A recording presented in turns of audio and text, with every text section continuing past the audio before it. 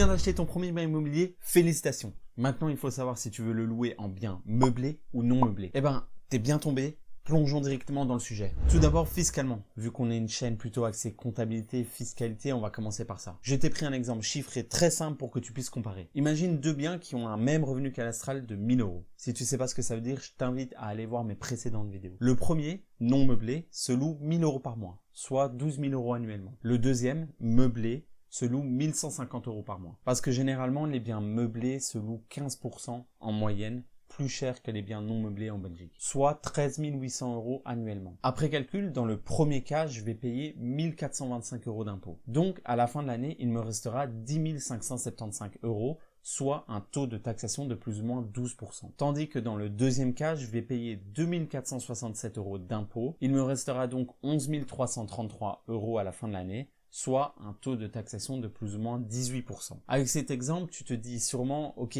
j'ai un bien meublé qui est plus taxé que mon bien non meublé, mais d'un autre côté, je peux demander un plus gros loyer et donc la rentabilité est plus forte et à la fin de l'année, j'ai plus d'argent dans ma poche. Et c'est exactement ça le dilemme auquel fait face des milliers de propriétaires. Cette différence de taxation provient du fait que en Belgique, la location non meublée est perçue comme des revenus seulement immobiliers. Tandis que la location meublée est perçue comme une partie de revenus immobiliers et une partie de revenus divers.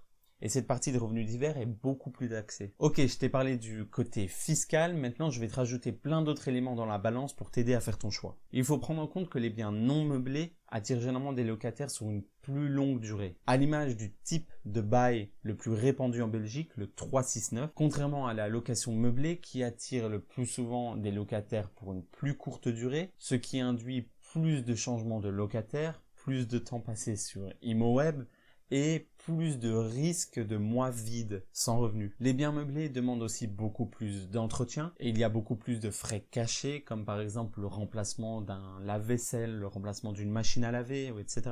En gros, de manière générale, la location meublée demande beaucoup plus de temps. C'est une gestion beaucoup plus active. On peut faire par exemple le parallèle avec le trading en bourse qui demande beaucoup plus de temps et de risques, contrairement à l'investissement plus passif qui est l'investissement dans des ETF. Certains vont plus loin et font de la location meublée sur Airbnb, où là, la métaphore du trading prend encore plus son sens, puisqu'il s'agit d'une gestion journalière de l'appartement et de ses services. Encore une fois, tout ce temps et ces services supplémentaires sont traduits en rémunération supplémentaire. Le tout est de savoir à l'avance quel type d'investissement tu fais. Et surtout, faire bien ton Excel pour calculer si ce temps supplémentaire en vaut la peine. Si tu as aimé cette vidéo, n'hésite pas à lâcher un commentaire et un pouce bleu.